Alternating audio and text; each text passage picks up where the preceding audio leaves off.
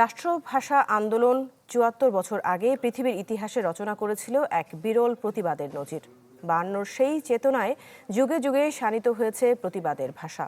৭১, ৬৯, ৯০ কিংবা ২৪ সময়ের প্রয়োজনে হয়ে উঠেছে আরও ক্ষুরধার, স্ফুলিঙ্গ ছড়িয়ে দিয়েছে বিপ্লবী হৃদয়ে। সবুজ হোসেনের তোলা ছবিতে আদ্দিন সজীবের রিপোর্ট।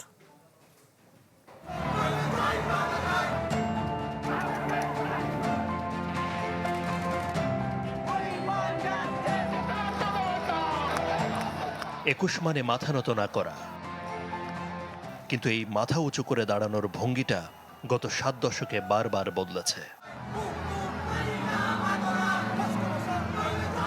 ১৯৫২ সালে রাষ্ট্রভাষা বাংলার দাবিতে যে প্রতিবাদের শুরু, তার ভাষা ছিল বিনয়ী কিন্তু সংকল্পে দৃঢ়। তখনকার ব্যানার, ফেস্টুনে, লিপিকার নান্দনিকতায় ফুটে উঠত রাষ্ট্রভাষা বাংলা চাই, একটা স্পষ্ট ও অমোঘ দাবি। সময় গড়ানোর সাথে সাথে প্রতিবাদের ব্যাকরণও বদলেছে। ৬৯-এর গণঅভ্যুত্থান আর ৭১-এর মহান মুক্তিযুদ্ধে সেই ভাষা হয়ে ওঠে তপ্ত আগ্নেয়গিরি। স্লোগান তখন কেবল দাবি নয়, বরং অধিকার আদায়ের রণসঙ্গীত।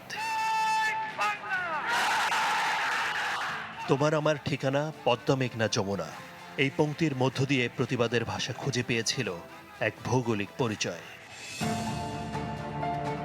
৯০-এর স্বৈরাচার বিরোধী আন্দোলনে নূর হোসেনের শরীর হয়ে উঠেছিল প্রতিবাদের ক্যানভাস। তবে একবিংশ শতাব্দীতে সে প্রতিবাদের ভাষা লাভ করেছে নতুন এক মাত্রা। এ গ্রেড ক্লিংকারের কনফিডেন্স সিমেন্ট, বাংলাদেশের হৃদয় জুড়ে।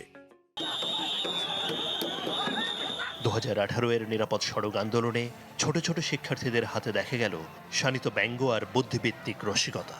রাষ্ট্র মেরামতের কাজ চলছে এমন চড়কষানো স্লোগান সমাজকে ভাবিয়ে তুলেছিল নতুন করে। আমি আমার দেশের বিকল্প, আমার বিকল্প কে হবে? একটা দেশের সরকারের বিকল্প কে হবে?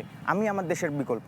এই যে রক্তে আগুন জ্বালানো বক্তব্যগুলো, এগুলোতে এই স্লোগানগুলোর মাধ্যমে উঠে গেছে, আর এগুলোই একটা আন্দোলনের পিছনে লিড দিয়েছে। ভাষার জন্য লড়াই করেছিলাম ৫২-তে, প্রতিবাদের মাধ্যম ছিল ভাষা। ২৪-এও লড়াই করেছি, অধিকারের জন্য, প্রতিবাদের মাধ্যম ছিল ভাষা। ২৪-এর ফ্যাসিবাদ বিরোধী আন্দোলনে দেখা যায় প্রতিবাদের আধুনিকতম রূপ। এখানে ভাষা কখনো তীক্ষ্ণ, কখনো স্যাটায়ার ধর্মী, আবার কখনো প্রচলিত রীতির বাইরে গিয়ে কিছুটা কঠোর ও সোজাসাপটা।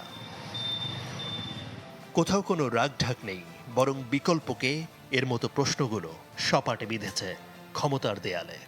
কোনো সরকার যদি স্বৈরাচারী হয় এবং একই সঙ্গে সমাজে বিরাজমান যে অর্থনৈতিক ব্যবধান বা নানা রকম বৈষম্য, এমন কোনো পর্যায় বা সময় আসতেই পারে যখন সেটা বিস্ফোরণ হয়ে তার মুখের কথা, বুকের কথা উঠে আসে সমাজের মধ্যে।